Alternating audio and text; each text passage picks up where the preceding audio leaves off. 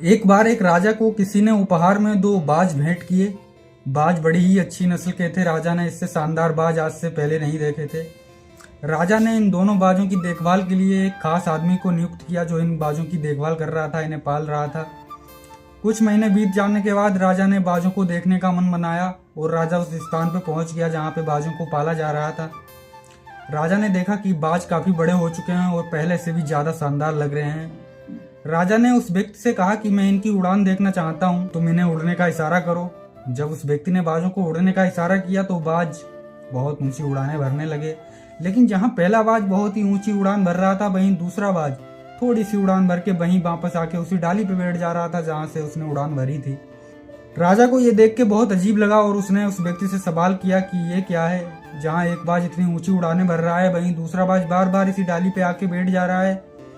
उस व्यक्ति ने कहा कि जी हुजूर, इसके साथ शुरुआत से यही समस्या रही है, ये थोड़ा सा उड़ता है और वापस इसी डाली पे आके बैठ जाता है।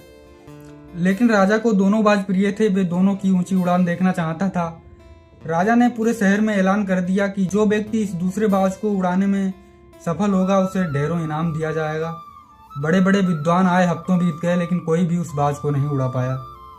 वह थोड़ा सा उड़ता और वापस उसी डाली पे आके बैठ जाता।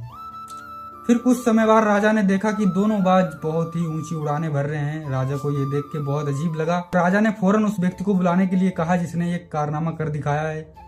वह व्यक्ति कोई और नहीं, एक किसान था। राजा के दरबार में हाजिर हुआ। राजा ने उसे ढेरों स्वर्ण मुद्राएं भेंट करने के बाद राजा बोला कि मैं तुमसे बहुत प्रसन्न हूँ, तुमने ये कारनामा कैसे कर दिखाया?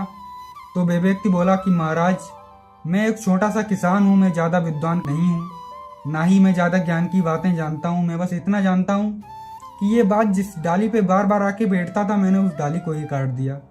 अब जब वो डाली ही नहीं रही तो ये बाज भी अपने साथी के साथ ऊंची उड़ान भरने लगा। ये बाज उस डाल का आदी हो चुका था। हम लोगों के साथ भी ठीक ऐसा ही होता है।